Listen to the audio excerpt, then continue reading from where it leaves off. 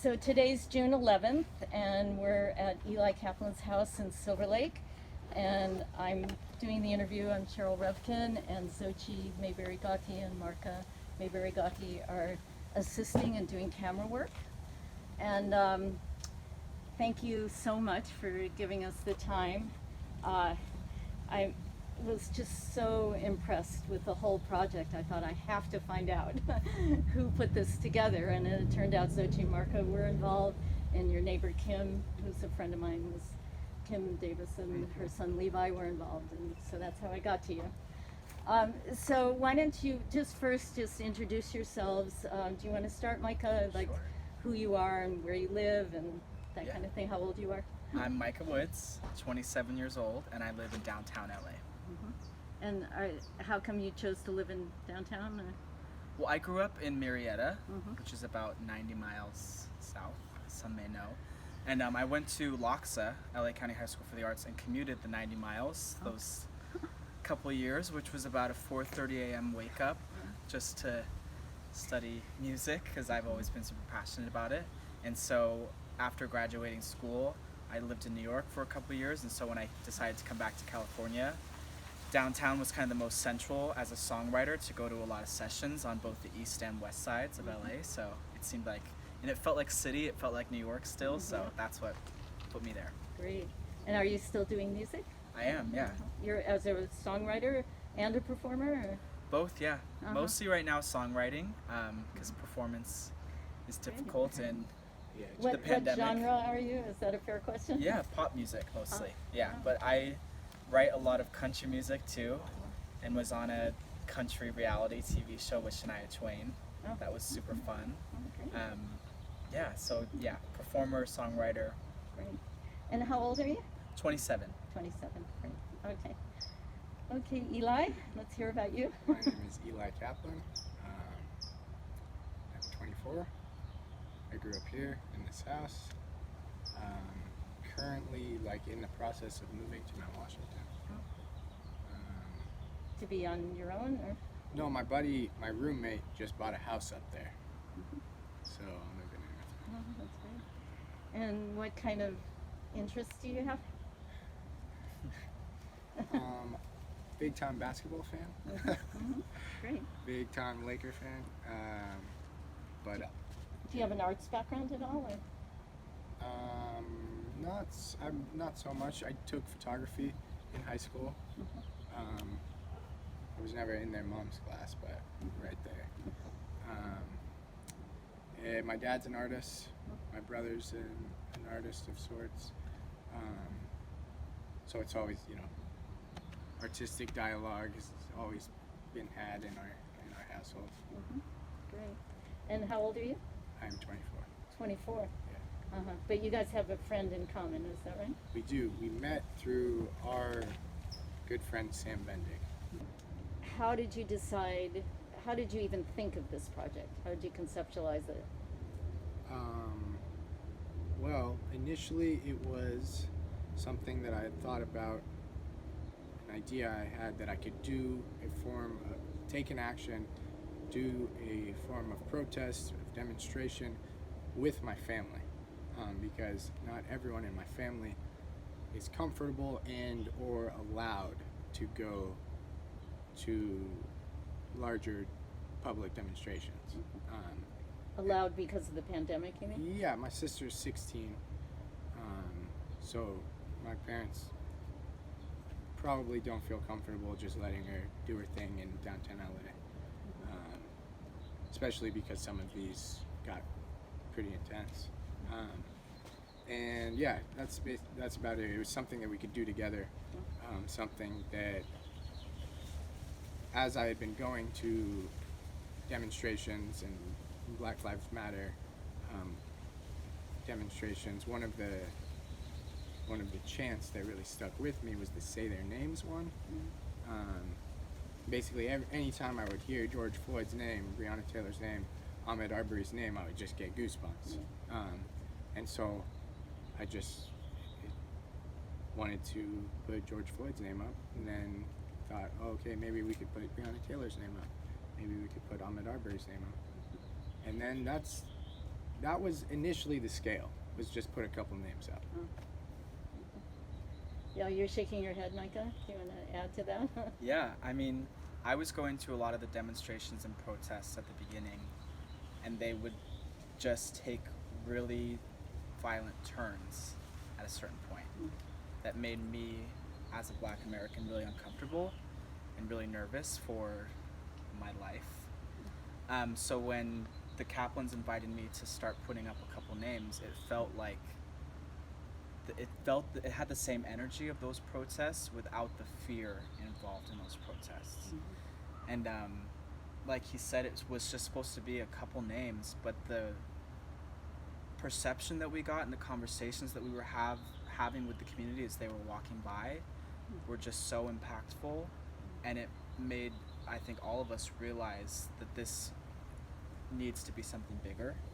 And I think that's what led us to then decide to do the whole reservoir. And then through doing research and realizing that there are hundreds and hundreds and hundreds of names and cases that aren't brought to the forefront of the media, that it was really important for us to highlight those and to honor those people who also deserve to be recognized and deserve justice as well. Had you been involved politically before George Floyd was murdered? I was political on a national level in terms of voting and doing a lot of research on candidates and all the different primaries and all the voting that happens every couple years. But I think that through this I've realized how much, not more important, but just as equally important it is on a local level. And I think that I do write songs for myself that are fairly political, and I wrote a song about 5 years ago called Another War that was about when they were burning all those churches down in the South. And to me I recognized that this issue is not being solved, and one of the lines is like, I thought the shackles were broken, thought that love was growing, but we just keep fighting more and more. We keep trying to start another war. Like a civil war, maybe? Or Yeah, and there's a political war going on too, I think, between both parties. And I think that through this George Floyd situation and through the protests, I've realized how systemic this problem is, regardless of party. And that nothing's being done on either side.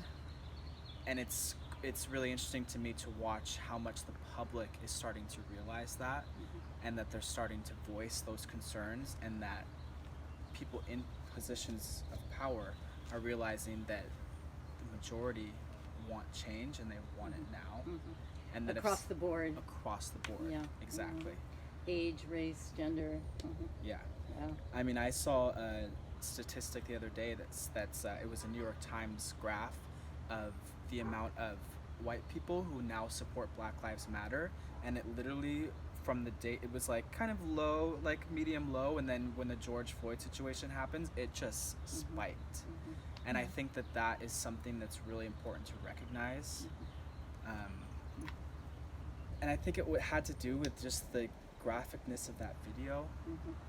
And you can't watch that and not be heartbroken and not just see the pain, and to watch somebody call out for their mother who's passed away. I mean, it's just, he's just basically sparked everybody to say enough is enough. And I think that's something that's been really amazing to watch and has inspired me to want to keep being active as a citizen and politically. That's very eloquent. How about you, Eli? Were you involved politically at all before? Not really, honestly. Like, yes, in that I've done text banking, I've done some canvassing, I've done, I vote and I go to demonstrations, Women's March, that kind of thing. But I've not, like, really. It hasn't been something that's been on my mind every day. It's been something that's on my mind, like, when it's time to vote, and it's something that's been on my mind when Trump was elected, before Trump, but it's not like these past couple weeks, it's been like an all-consuming thing going on in my head where like I wake up and that's what's on my mind. But you're kind of one of those people maybe that Micah's talking about, Yeah, that totally. all of a sudden, I mean, it's important to you. I do want to say that like my household is political, and it's like, it's not that I haven't been political, but not necessarily to this extent, and I haven't been this fired up. Yeah. Which is cool because I've seen like my peers, people around me, the same sort of energy. Did you feel like you wanted to talk to Micah as a black friend, a black man, about this after it happened, or have you ever talked about race with him? Probably not enough. I don't think we've probably talked about race enough. It's definitely come up, but not in any like prolonged and intentional kind of way. I didn't call Micah because he's a black man. I called him because he's my good friend, and I know that he likes to be involved. It's just a natural part It of your certainly friendship. doesn't hurt that you are a black man. Right. Doesn't hurt.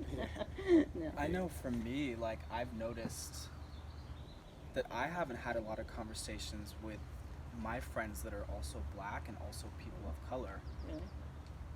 And this has kind of made me realize the problem with that, and why was I afraid to talk about it before, and how grateful I am that now it is a conversation that I'm having with all of my friends, No.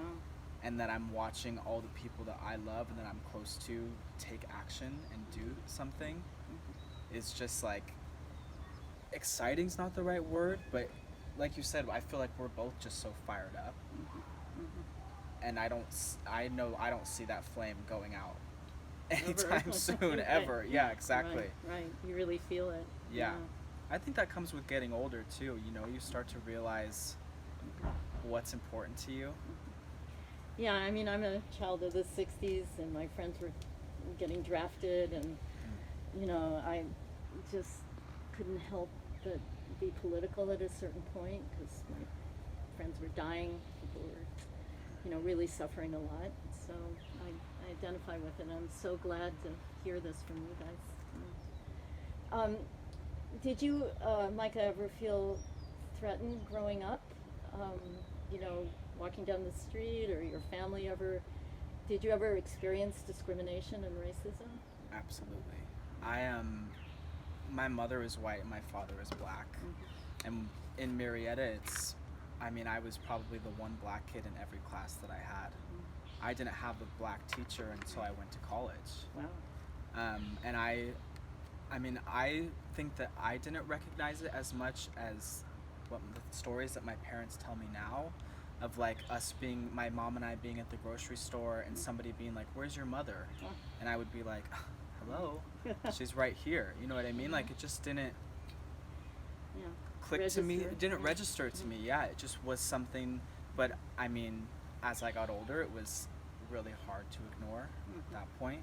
And especially starting to go to school here in LA and see myself surrounded by more than just white people really opened my eyes to that. And I've been pulled over a couple times, and the fear is just, What is it? Can you? it's really hard to put into words, but it's a matter of like my dad taught me, you take your wallet out, you put it on the dashboard, and you leave both your hands on the steering wheel, and you don't move them, and you do exactly as they tell you to do. It's just like, you're scared for your life. The only other time I've experienced that kind of fear has been on like an airplane with turbulence where you think it's gonna crash. Wow. It's That really visceral, huh? it's that visceral of just like, my palms are sweating now just even thinking about it. So, just let's say one of the circumstances, do you know why you were pulled over? Do you think it was because you were black, or because you were speeding or something? I wasn't speeding. It was more just I was in my parents' nice car, and I was a black man driving a nice car, and I think that that's a flag to them, to Were police you in officers. Marietta when I that- was in Marietta. Which is not a black city. Yeah, at all. I mean, it's really far from it. So they were harassing you. They were harassing me. I mean, not to say thankfully, but my father is a fireman, Oh. and there is a fireman sticker on the car, which a lot of times they'll come up to the car, they'll take my license, and they'll see that the registration matches to the name. So then they're like, does your father work for LA County Fire Department? To which my answer is yes. And that sort of is kind of like a, okay, you're okay then. Kind So you can of gives breathe. me a pass Up in a pass, way. Yeah. But up until that moment, there's definitely racial profiling happening, and they just assume. Did your family ever talk to you about race and racism growing up? Yeah. Can you give me a little context or something? I mean, or your I can't feeling, remember the exact conversation where my mom or dad defined racism, but I think that I've been very fortunate to grow up in in a community where these dialogues do happen. I think at a pretty young age. My progressive schooling, I've been very fortunate and privileged enough to go to very good schools where these kind of progressive schools, yeah, where I think regardless of whether I went to these progressive schools or not, my family would be having these conversations. Yeah, as far back So it was as I can good. remember. You had it from your family and also from And your from school. school, yeah. So way inside of you, Way I in think there. you felt Yeah. a righteousness about doing something about it. Yeah. Totally. Micah, do you? You don't have to answer this if you don't want, but do you remember the first talk your dad had with you about that might have made you feel afraid to be out in the world by yourself, or feel afraid as a black person? Not specifically. It all kind of blurs together. I do remember one time him and I being out together and somebody screaming the N-word at us. Oh my God! Wow. And that was a conversation that then turned into kind of, I think as a black man who grew up in a predominantly white neighborhood, I had to learn pretty quickly how to assimilate and how the right way to behave, and that they're, kind of diminish my blackness in a lot of ways. And I do remember that being a conversation that we had after that moment of kind of like, you kind of have to talk this way, you have to put your head down this way, you can't be proud, you can't walk this, you know what I mean? Can't it was have an just, attitude like, yeah. Exactly. Yeah. You don't get to talk Can't back be to people. uppity. Exactly. Yeah. Wow. Which has then led to sort of a pushback from then the black community in a lot of ways. Like when I went to college, was a lot talked about in classes of, I watched other black kids have a really hard time. I went to school in Boston, which is very... Good at Emerson or something? I went to Boston Conservatory. And Boston is pretty bad in terms of, it's very racist. And it's just kind of like ingrained in that city. And I watched myself kind of understand how to navigate that world, and watched friends of mine not understand how to navigate that world and have a much more difficult time. And then, which led to not hate towards me, but definitely it made me feel isolated, because then I was like, I've had a lot of people say, well, you act too white to hang out with us. Yeah. And it's like, okay, but when I get pulled over, I don't get a chance to act too white. But so I think that, that's a whole nother conversation that has to be had. But I think that that's changing a lot right now too. I know that I've had conversations with kids I went to school with who, when this has all been happening, there's like a Zoom group that we have once a week of black students from Boston Conservatory getting together and having conversations, and just the awakening of like, we, no matter what, we have each other's back at this point. Your community kind of. Like, Exactly. Yeah. So that must feel good at this point in your life to really finally feel that, huh? Yeah, definitely. Wow.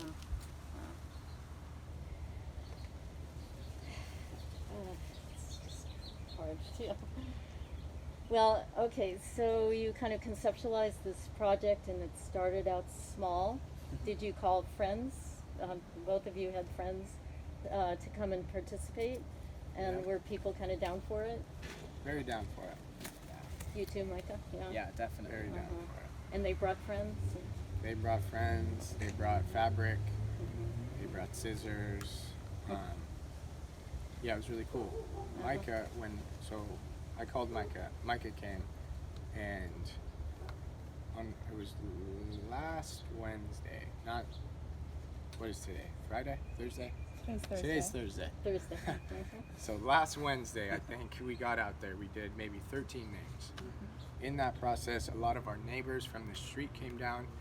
Micah, our buddy Sam, his brother Isaac. So it was like maybe 15 of us or something out there. And it was cool when we got 13 names up, and I was thinking, okay, we got some momentum. Let's keep going. Let's try to do the whole reservoir. But I was thinking it was going to be another group of like 15 people. Like maybe we could reach out again and get 25 people out there. And then Micah was like, called me up later that night, said, yo, that was so cool. Let's keep going. Social media. Exactly. He put it up on his social media, and people just were flocking, hitting him up, messaging him, texting him. And then all of a sudden, there were like 50 people that we knew wanted to come. 50 more people. 50 more people, exactly. So then it started to sound like it would be feasible to do the whole lake. One thing I want to say, and I've been saying this, the goal isn't to do the whole lake, right? That's cool. No, it's not cool. It sucks that we can do the whole lake. Yeah. It sucks that there are that many names. It's horrible. Yeah. Over 100, right? We have nearly 300 names up right now. If the lake was way bigger, we would have even more names up. So the goal isn't to cover the lake and make the lake look good. The goal is to honor as many black people killed by police as we can. Yeah. So maybe you guys won't appear on camera, but how were you notified, Xochitl and Marka, because you participated too? Do you want to just say, how did you know to come? Well, I saw your post on Instagram that had the cute little pink and blue graphics, and it had a description of what you were doing, and it had your names on it, your contact info, and that just came up on my feed. And so then I was really excited to participate in that and get to learn about people that I had never heard of, because of course Black people are killed every day and we just are not told, like they're not honored. And so for me, a chance to hear about that and learn about that and help honor these people's lives was something that I wanted to help with. I also wanted to support you in doing something that, but it was also a good learning experience for me. So, Marka, you want to add anything, or? Pretty much same. Yeah, we saw it on Eli's Instagram story or your Instagram feed, and just thought it was a great thing that you and your family had started doing. So we wanted to help you when we could. But I think social media these days, I just want to say, is so important. Like, my mom is at home all day, every day, watching MSNBC or like CNN, like these stations that I don't feel like are really adequately telling the story of what's going on. And when I started learning about how language is so important and who's telling the story and how it's being told, it made me seek my news source, not from mainstream news sources, but from reliable sources on Instagram. And so I've been on Instagram so much these past few days because I'm learning so much, and like people are just throwing out so many incredible resources, and I'm learning about like all these different ways to get active and really participate and make a difference, and how to use my voice and my privilege and my power. So yeah, I think it was cool that I saw your post. I was like, yes, I want to do this. You want to add to that, Micah, or you're okay? I just want to say that Eli, Micah, and Xochitl all live in Silver Lake and all went to the same high school. Okay. So it sounds like neither of you have ever put anything like this together before. So all of a sudden, all these people showed up. How did you actually organize it? I mean, were you kind of freaking out, or you were like? Not really. It's just sort of on the fly. When people would come, you would tell them what? Go I ahead. mean, I know the first day I showed up with about, I think, 32 names, with having done research on stories and included those, and so I had cut those out to then hand to somebody. So we would tell them, a lot of people brought sheets, so we would show them how to cut them up, and then once they had their sheet cut up and ready to go, I would give them a name, and we'd kind of give them a base instruction on 7 links Verbally? wide, yeah, all verbally, 7 links wide, 10 links up. Yeah, we were actually kind of well prepared. I feel like we had a little plan Come together. on, admit it, you Yeah. guys. It's amazing. So tell me, the two of you talked about it, and you thought, you went out and looked and thought 7 links tall, 10 links. Yeah, so on Wednesday, that was sort of the template that we were going with, just to make things. I do like how there's idiosyncrasies, and you know, each name is a little different, and everyone adds their own little style to it. But it helps to just have a template, so you can work more efficiently. And so on Wednesday, we determined that there were a certain number of chain links that when you go over 7, when you go up 10 for one letter, it looks good when you stand back. So we were able to come up with that. We were able to space them out accordingly, so that one person could start on one name and have someone start at the next designated spot, and they wouldn't they wouldn't overlap or get too close to each other. So there were little things like that we had determined beforehand that made it a bit more cohesive once people started coming from all over. And let's start with Micah. When you saw, let me ask this first. When you saw the finished product, how did you feel? I mean, can you kind of describe? Did you feel proud? Did you feel sad? I mean, I think there's a moment of proudness, and then it's really hard in activism not to bring your ego into it, and that's something that I've really learned through this project, is the importance of remembering to take myself out of the equation. And through doing that, that's when you experience the heartbreak and the sadness of so many names, and just watching people have conversations and listening to conversations that parents are having with their young children because these names are up there.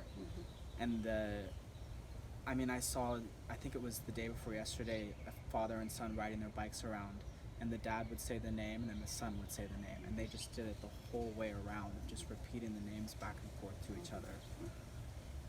And just to think that each one of those people is getting honored by somebody who knows nothing about them, there's so much power in that, and there's so much energy that's getting then put into the world through that. And I know that there was a mother in Mississippi who saw her child's name up on the fence and was so moved because it's never really been recognized before. And I think that, I know for me it was like, that's why we did it. To even just have one mother realize that their son or daughter is seen, and I think that's memorialized, yeah. How about you, Eli? How did you feel when you saw it?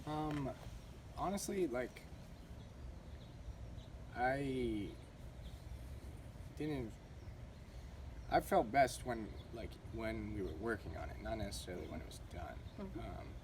And because it's not done, you know, it's Right. not something that just ends. Like the job is not just over. But yeah, I would feel proud when someone would come by who was jogging and say, "Wow, this is really powerful. Can I help you? Like, can I get involved too?"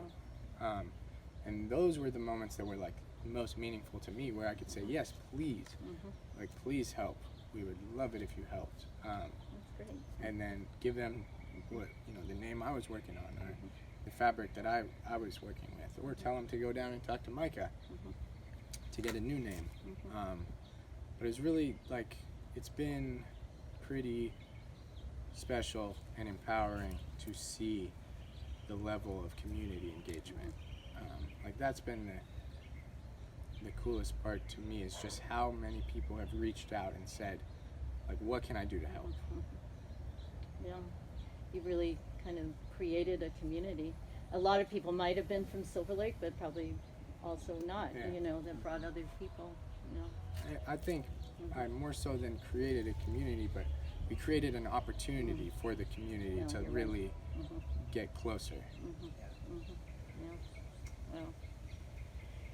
Yeah, I just want to tell you my daughter lives in Silver Lake. She was raised here at Echo Park, Silver Lake, and her boyfriend in high school, after college, went in the Peace Corps and taught in a school and lived with a family that didn't have electricity or water.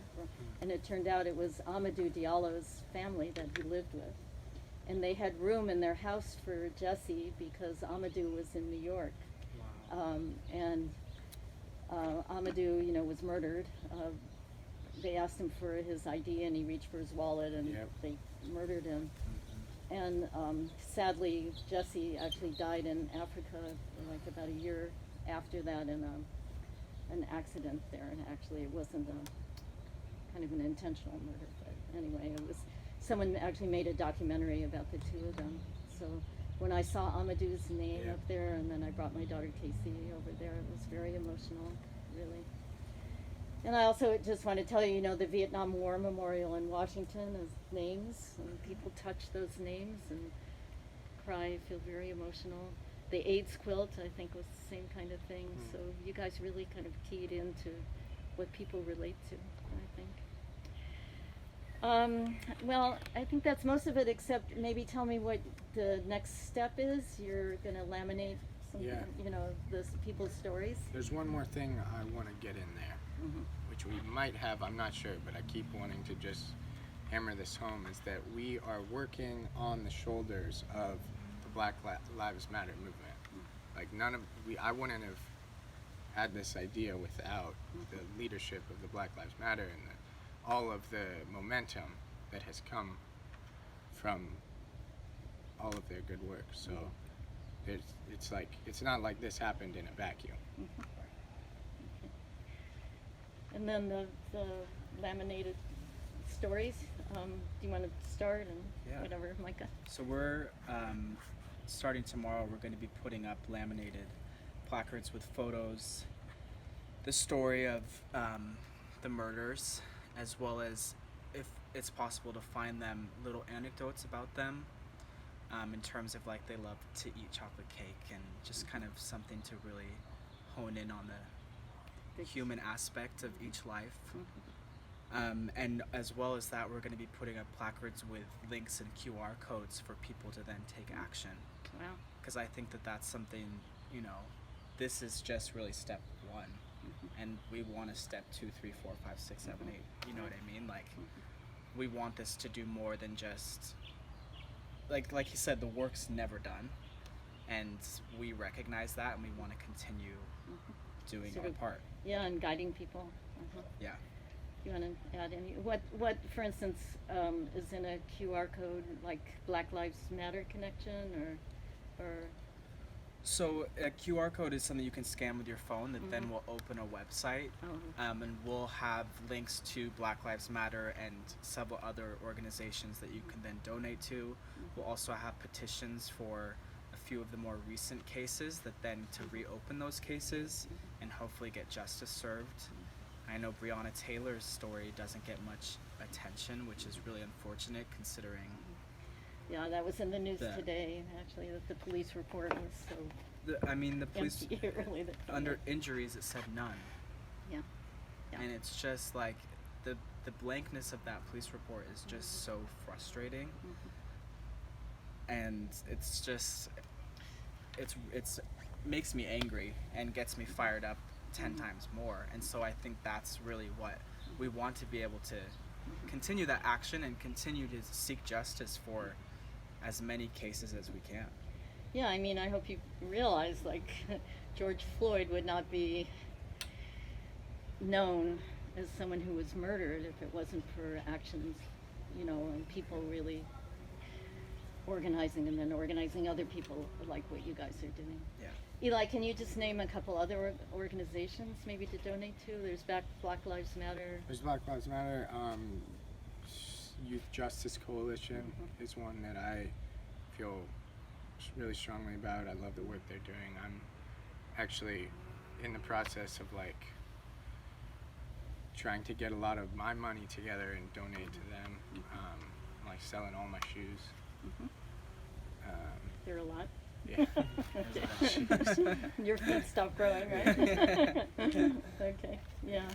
Okay, well, that's great. And is there anything else you'd like to say, or I don't know? I just really Thanks for appreciate. your time. Yeah, I mean, Yeah. Thank you so it's much. like Micah mentioned this, but we've been doing some media stuff, and it feels kind of weird, honestly, because they're talking about us, and they're asking about us, and really we want to be talking about the people who are up there, and Yeah. you know, we're not doing it for us, right? We're doing it to get Yeah. exposure to the people who are wrongfully killed. Yeah. Well, this is gonna go up on YouTube, and I mean, really, you know, we wanted your story so that it'll inspire other people, and because it comes out of the culture here of activism. Xochitl and Marca's mom actually made these medallions that are up on the light posts around Silver Lake that are multicolored. You might not have noticed it, but it says, it has the motto, Silver Lake, what is it? I'm sorry, but it's inclusion, diversity, and harmony. Is sort of the motto of three words, and we have it in Tagalog, which was the other major language at the time that she made the medallions, and English and Spanish. And those three words are in three different circles that represent our unity. Yeah. So That's we have a great. tradition. Silver Lake celebrates our traditions. I love that Silver Lake celebrates that. I do want to note also that it is a very privileged and it is a very white, affluent neighborhood. So I think that was another inspiration for this project, is just to bring those black names into this neighborhood that probably wouldn't see them otherwise. Well, Silver Lake actually doesn't have that history, and when I moved here 50 years, Echo Park, Silver Lake 50 years ago, it was predominantly Latino and Filipino, and it, you know, became gentrified really. But I was telling Xochitl and Marca that someone cut out an article from 1907 that was in the LA Times back then, where a black family wanted to move to Silver Lake, and the leaders in Silver Lake essentially stopped them from doing it. And it was in the newspaper. The LA Times, yeah. So the History Collective, you know, posted that. We also have an interview with a woman in Silver Lake, an older African American woman who's lived here a long time, whose grandmother was a slave. Wow. And she told us her story and how she actually finally, you know, how she got out and got to Silver Lake. Right. Anyway, all right. Thank you so much. you. Thank and you. call on us anytime. Thank you, Xochitl. Thank you, Micah. Thank you. Okay. All right.